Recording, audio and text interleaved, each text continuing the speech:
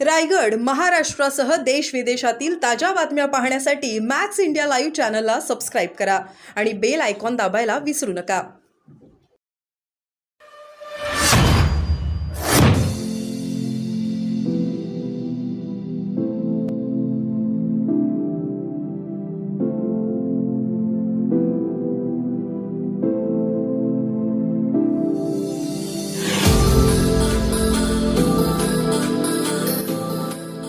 प्रश्न असा आहे ठाकरे यांचे शिवसेना यांनी एक नवीन गीत काढले आहे.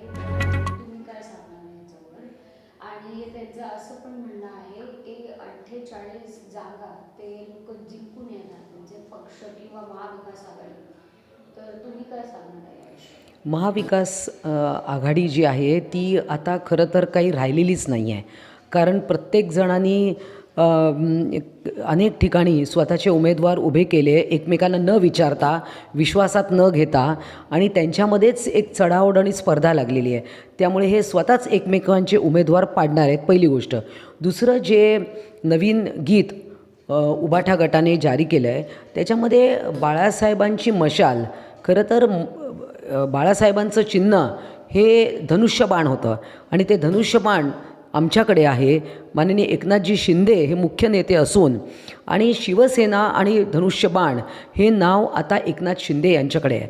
आणि त्यामुळे या गीताला काही अर्थ नाही आहे. याच्यामधून कोणतीही प्रेरणा त्याच्यामध्ये मिळत नाही. खरं म्हणजे त्यांच्या गीतामध्ये त्यांनी राहुल गांधी, सोनिया गांधी, मल्लिकार्जुन खरगे अशा लोकांचा समावेश करायला पाहिजे होता.